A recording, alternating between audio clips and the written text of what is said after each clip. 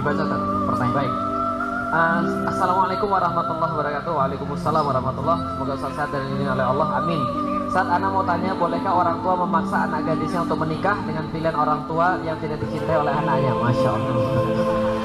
Bukan karena agama melainkan hartanya, karena ini anaknya hidup tidak susah. Sudah Ustaz. Wassalamualaikum warahmatullahi wabarakatuh. Ini kayaknya curhat ini kayaknya. Bukan.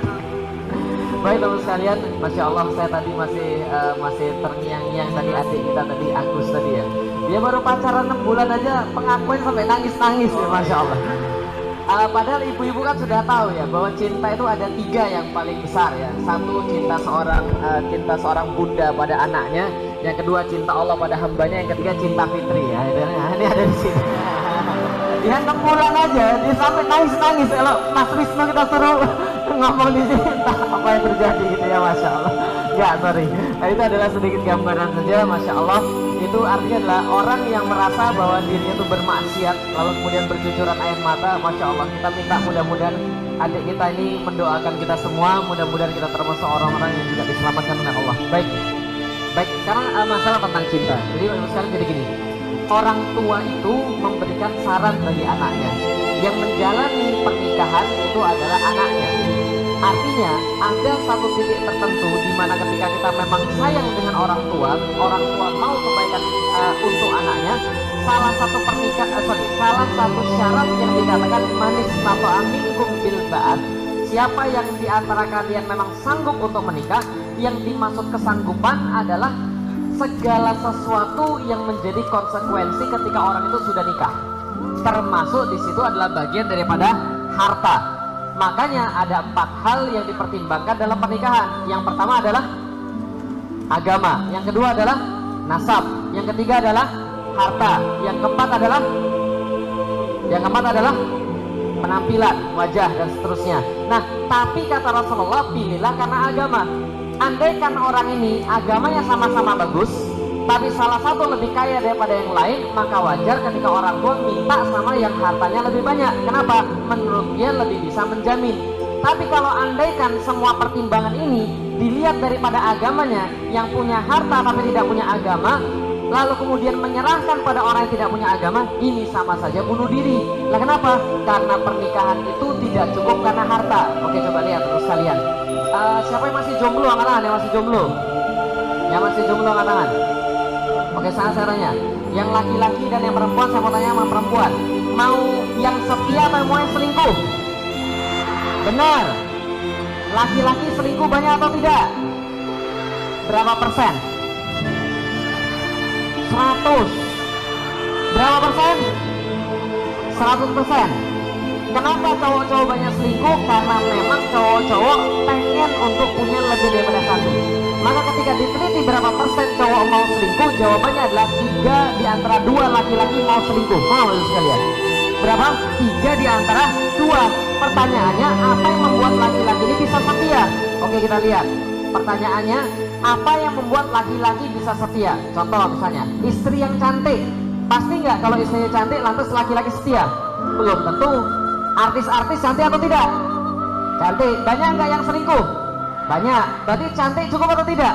Nggak cukup. Kalau andaikan harta itu bisa menjamin pernikahan, maka orang kaya pernikahannya semuanya sukses. Tapi apakah orang kaya menikah semuanya sukses? Belum tentu. Makanya pertimbangan paling utama adalah agama. Kalau ada orang tua punya pertimbangan yang lain, negosiasi. Pahamkan mereka. Gimana caranya? Contoh sedikit. Saya pas mau nikah, saya kasih kemudian foto calon istri saya pada ibu saya. Ibu saya nggak mau terima. Nggak mau pokoknya. Lah kenapa? Alasannya 2. 1, dia bukan orang Cina. 2, dia kerudungan. Berarti ini pertimbangan agama atau tidak? Bukan. Karena ibu saya maunya yang Chinese juga, yang nggak kerudungan. Maka saya bilang sama ibu saya, kenapa? Dia jelaskan seluruh alasannya. Saya kemudian nego sama ibu saya. Ibu saya nggak mau menentu dinego. Saya bilang, mendingan saya nggak usah nikah saja. Nah kenapa? Karena kalau saya nikah dengan tidak yang satu keyakinan, tidak yang satu visi, maka ini sama saja pernikahannya jadi masalah. Nah kenapa? Karena pernikahannya tidak satu visi. Di Amerika, ketika saya datang ke Amerika, banyak pernikahan yang gagal gara-gara apa? Gara-gara mismarriage, nikah karena nafsu. Awalnya mereka sama-sama tidak beragama, karena itu mereka nikah. Setelah mereka nikah, yang cewek tobat. lebih mendekat pada agama. Lama-lama apa yang terjadi? Cowoknya nggak mau tobat, lama-lama perempuan galau. Ustadz, kami pengen diimami Ustadz. Ustadz, kami pengen seorang laki-laki bertanggung jawab Ustadz yang ngajarin anaknya akidah Ustadz. Nah, ini bermasalah. Kenapa?